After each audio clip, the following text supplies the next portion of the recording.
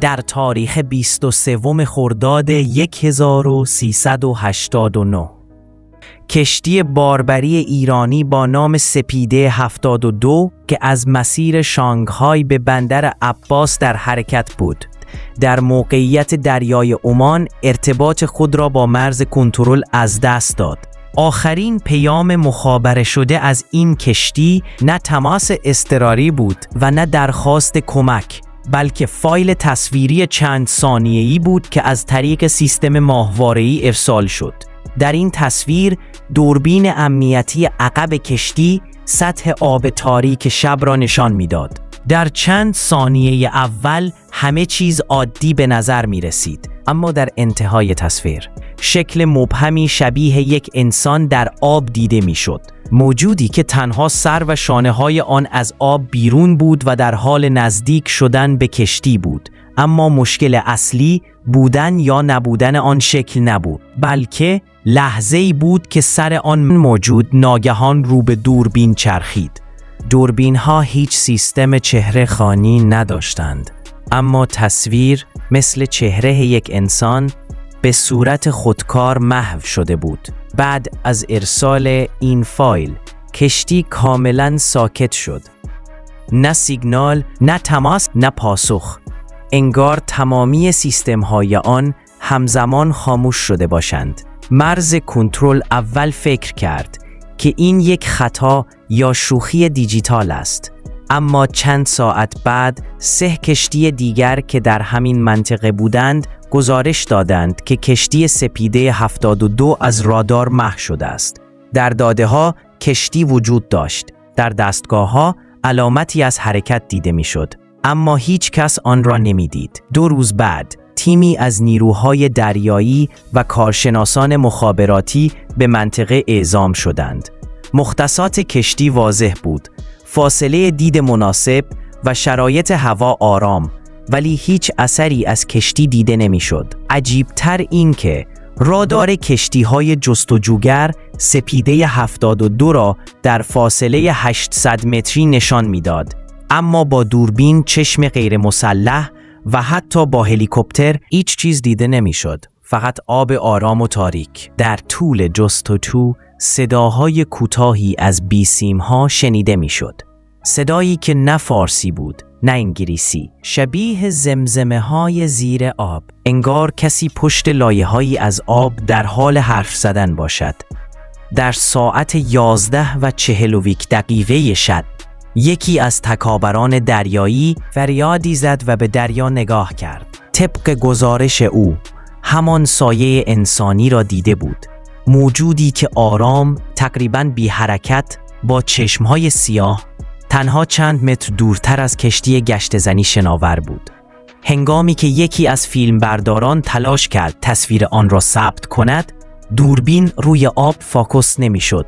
انگار چیزی اجازه نمیداد، فقط موجهای آرام و یک حلقه کوچک کف روی آب. دقیقاً همان لحظه رادار اعلام کرد که کشتی سپیده 72 از زیر کشتی جستجوگر عبور کرده است.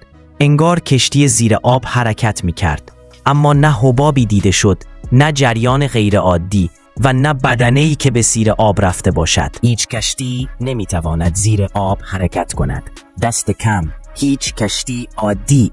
چند ساعت پس از این وقایع تصمیم بر آن شد که تیمی با غواصان به زیر آب فرصت بررسی بدهند. هوا صاف، موجها آرام و دریا غیرعادی ساکت بود. غواصان با دوربین‌های زیردریایی، تجهیزات نفسبوری تخصصی و سامانه‌های نور پرفشار به زیر سطح آب فرو رفتند. 10 دقیقه، 15 دقیقه، 3 برابر مقدار کنترل عمق خطر. هیچ اثری از کشتی سپیده 72 دیده نشد، اما یکی از غواصان ناگهان تماس بیسیمی فرستاد و صدایش لرزید: زیر من سایه بزرگیه، داره آهسته حرکت میکنه. تصویر دوربین او فوراً پخش شد. انگار بدنه کشتی تاریک و کهنه در عمق آب حرکت میکرد، اما چیزی عجیب بود. بدنه کشتی نه جریان آب را مختل میکرد، نه تحرکی دور آن دیده میشد. شبیه تصویر سایه‌ای شیئی. نه خود آن. غواص دوباره تماس گرفت. این کشتی انگار واقعی نیست. سایه است. فقط سایه است. دقیقاً در همان لحظه صدایی مبهم و زمزمه‌وار از دستگاه صوتی پخش شد. نه شبیه صدای آب، نه موجودات دریایی، بلکه کلماتی که گویی کسی نفس میزد و حرف نمیزند. غواص در حالی که نفسش تند شده بود فریاد زد: یک چیز دیگه هم هست، موجود، داره نزدیک میشه. صدای بیسیم قطع شد. چند ثانیه بعد تصویر دوربین ناگهان تاریک شد. انگار شخصی یا چیز دیگری به شیشه لنز نزدیک شده و آن را با دست یا شیئی شبیه دست پوشانده باشد. غواص برنگشت. ارتباط قطعی و کامل. هیچ کس جرأت ادامه نجات یا جستجو را نداشت.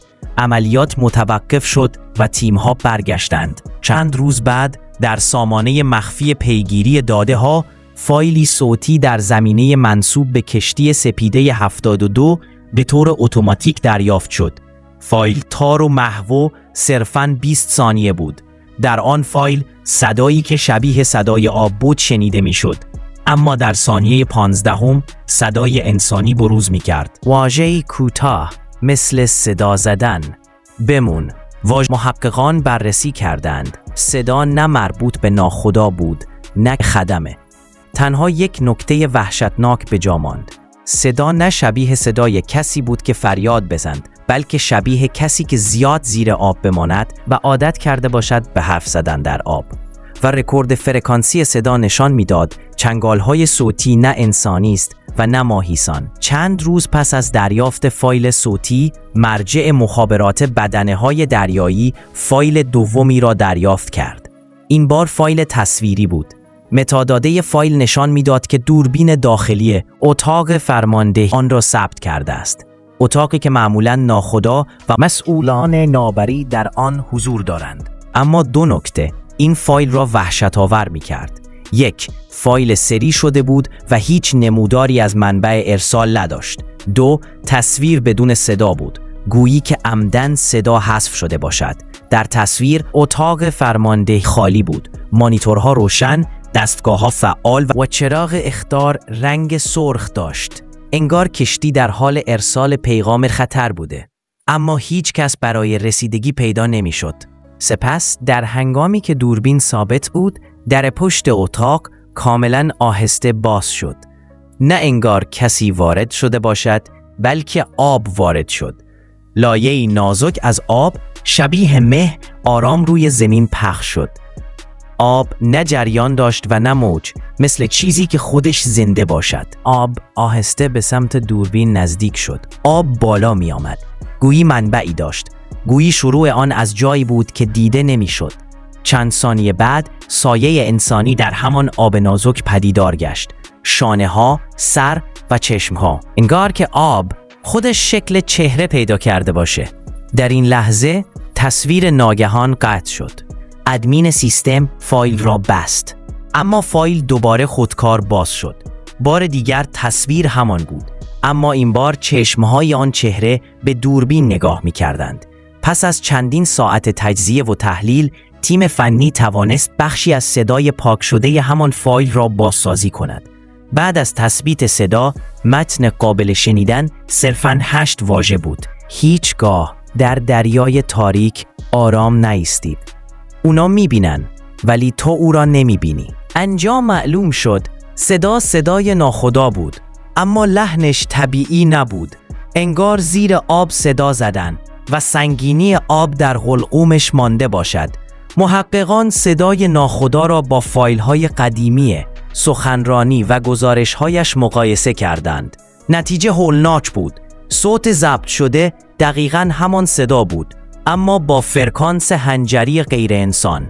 صدا بسیار طولانی تر از حد ممکن زیر آب نفس داشتند و مهمتر، فرکانس های همراه صدا نشان وجود موجوداتی ناشناخته میداد.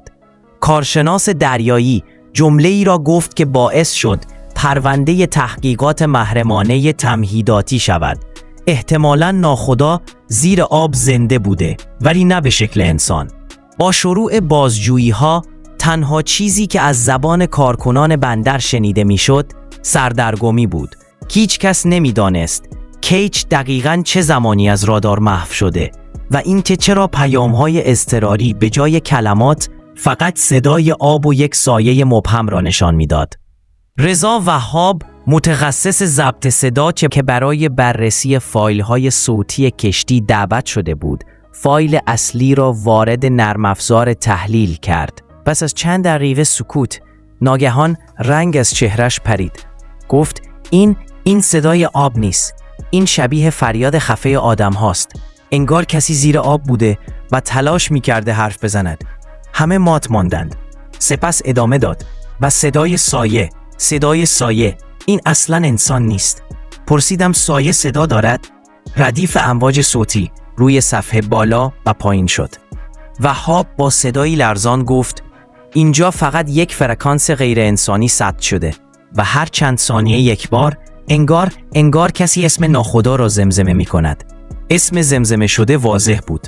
آرش، همان آرش نیکنام. در میان وسایل کشتی که توسط واحد جستجو و نجات جمع‌آوری شده بود، یک دفترچه کوچک ضد آب پیدا شد. روی جلد نوشته شده بود: گزارشات ناخدا آرش نیکنام.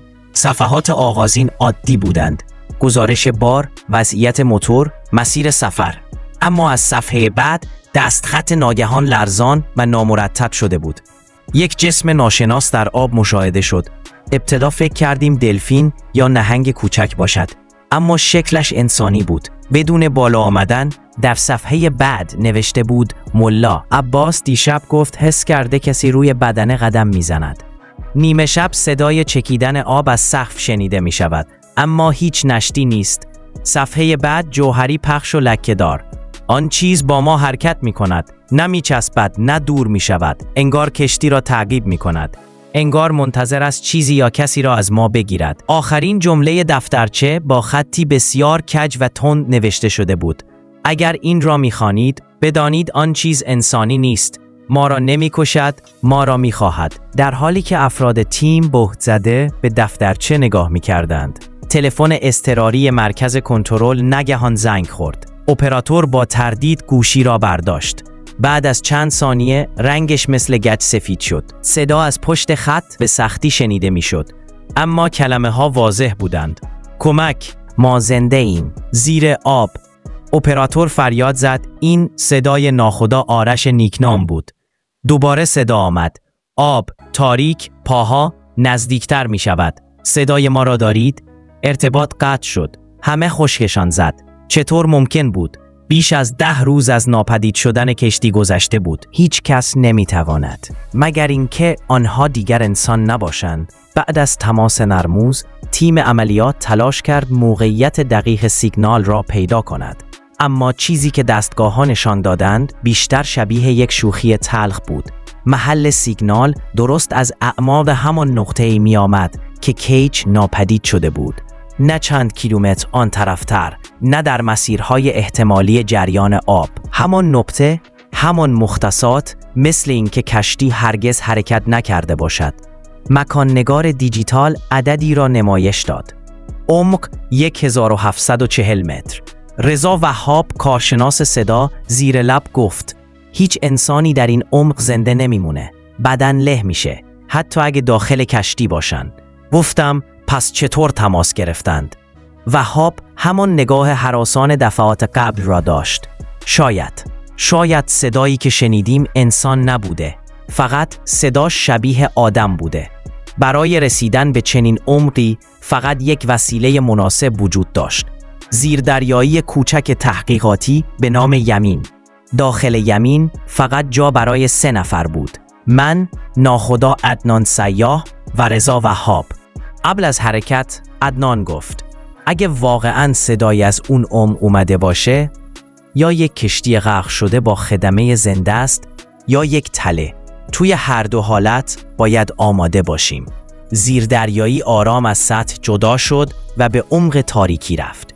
هر متری که پایین تر می رفتیم، فشار آب روی جداره ها بیشتر احساس می شد. نور روز کمرنگ شد و بعد کاملا ناپدید گشت. تنها نوری که داشتیم چراغ‌های جوانب زیردریایی بود، اما آن هم فقط چند متر جلویمان را نشان می‌داد. بقیه تاریکی محض بود، تاریکی که انگار زنده بود. در عمق 1000 متر ناگهان صدای تکه‌های ضعیف از دیوارها آمد. تق تق تق. وهاب با وحشت گفت این صدای فشار آب نیست، این انگار از بیرون زده میشه. عدنان نفسش را در سینه حبس کرد. گفت مثل اینکه کسی روی بدنه راه میره. زیردریایی به نزدیک عمق تعیین شده رسید. 1740 متر. عدنان چراغ اصلی جستجو را روشن کرد. نور پرقدرت در دل تاریکی شلیک شد. چند لحظه هیچ نبود. بعد چیزی ظاهر شد. ساختاری عظیم فلزی، پوسیده و در عین حال سالم. اما کشتی ایستاده بود. مثل برج، مثل تنه غرق شده یک غول مرده. نه خوابیده، نه افتاده. ایستاده رو به بالا. انگار کسی آن را در دل آب کاشته باشد. و آنجا درست کنار بدنه زنگ زده کشتی یک سایه دیده شد. مثل انسان. اما طولش بیش از 3 متر بود. ایستاده در آب بی حرکت. عدنان با صدایی لرزان گفت اگه انسان بود باید به سطح می اومد. اما این انگار اصلا نیازی به هوا نداره. وهاب با نجوا گفت نه هوا، نه نور، نه صدا. این فقط ما رو تماشا میکنه. ناگهان سایه حرکت کرد. آهسته. به سمت ما. چراغ‌ها شروع کردن به سوسو زدن. زیردریایی تکان خورد. تک تک تک. این بار صدا نزدیکتر بود. انگار سایه داشت روی بدنه زیردریایی قدم میزد. عدنان فریاد زد. چراغ‌ها رو خاموش کن. هرچی هست با نور تحریک میشه. چراغ‌ها خاموش شدند. ما در تاریکی فرو رفتیم. فقط صدای تکه‌ها ادامه داشت. تک تک تک. و بعد صدایی شنیدیم. همان صدای تماس با مرکز. اما این بار درست پشت دیواره ها، بدون دستگاه. زمزمه‌ای خفه. آرش اینجاست. در حالی که صدای خفه‌ای نام مرا زمزمه می کرد، هیچ کس جرأت نفس کشیدن نداشت. واژه ها نه شبیه صدای مرده ها بود، نه زنده ها. چیزی میان این دو، مثل تقلید انسان، مثل موجودی که تازه یاد گرفته باشد حرف بزند. عدنان با صدای آرام گفت هیچ کس اسمت رو اینجا نمیدونه. هیچ کس. پس این صدا از کجا؟ من دهانم خشک شده بود. تنها چیزی که توانستم بگویم این بود. اون صدای خودم بود. صدای پشت دیواره ها دوباره تکرار شد. این بار واضح‌تر، با همان لحن و تون صدای من. آرش، ما اینجاییم. رضا وهاب در گوشم زمزمه کرد. آرش، ما باید برگردیم. این صدا انسان نیست. داره یاد میگیره. تخته ها ناگهان متوقف شدند. سکوتی سنگین زیردریایی را بلعید. عدنان موتور اضطراری را روشن کرد و یمین با لرزشی شدید شروع کرد به بالا رفتن. اما انگار چیزی زیردریایی را نگه داشته باشد. سرعت کاهش یافت. دستگاه فشار هشدار داد. وهاب با وحشت فریاد زد. یه چیز داره ما رو نگه می‌داره. از بیرون سایه‌ای کش آمد. نه بازو، نه پا. فقط توده‌ای سیاه با شکل انسانی که مثل مایع روی بدنه چسبیده بود و آرام آرام حرکت می‌کرد. با صدایی خفه از همان نقطه پخش شد. بمون، بمون. با همان صدای من. عدنان سیستم نور ازدرایی را روشن کرد. یک فلاش سفید بسیار قوی محیط را برای چند ثانیه روشن کرد. در آن لحظه همه ما دیدیم. نه یک موجود، نه یک سایه، صدها موجود چسبیده به بدنه کشتی کیچ، مثل انسانهایی که در آب دفن شده باشند. بدون چشم، بدون دهان، فقط صورتهایی شبیه نقابهای بسته. انگار همه در حال تقلید از شکل انسان بودند، اما هنوز کامل نشده بودند. همگی با نور واکنش نشان دادند و به سمت زیردریایی حرکت کردند. عدنان فریاد زد. بالا، تمام توان. یمین با لرزی مهیب از کف آزاد شد. موجودات نزدیک شدند، ولی با افزایش فشار و سرعت عقب کشیده شدند. صداها قطع شد. تکته ها محو شد. سکوت بازگشت. ما بالا رفتیم و بالا رفتیم تا جایی که نور آبی و بعد روشنایی سطح نمایان شد. وقتی به کشتی تحقیقاتی برگشتیم، همه ما شوکه بودیم. دستان من هنوز می‌لرزید. اما چیزی از هم مهمتر بود. صدای ضبط شده‌ای که وهاب از سیستم داخلی زیردریایی ذخیره کرده بود. ضبط از داخل نبود، از بیرون زیردریایی ضبط شده بود. صدای من بود. کوتاه، زمزمه‌وار، اما کاملا قابل تشخیص. آرش، هنوز پایینیم. برگرد. رضا با چهره رنگ پریده گفت اگه این موجودات صدای تو رو تقلید میکنن، یعنی باید قبلا صدا تو شنیده باشن. یا صدای تو قبلا اون پایین بوده، یا تو یه بار دیگه اونجایی. عدنان حرفش را قطع کرد. هیچ کس این ضبط رو منتشر نمیکنه. هیچ کس. تا وقتی بفهمیم اون پایین چی منتظر ماست. پرونده کیچ دوباره مختومه شد. نه به خاطر نبود سرنخ، بلکه به خاطر وجود سرنخی که نباید فاش شود. اما یک چیز هنوز ادامه دارد. شبها روی کشتی وقتی همه خوابند، گاهی صدایی از امواج شنیده می شود. نه صدای دریا، صدای زمزمه. ما اینجاییم. و موجها مثل طبقه های خفه به دیواره ها می خورند. تق تق تق.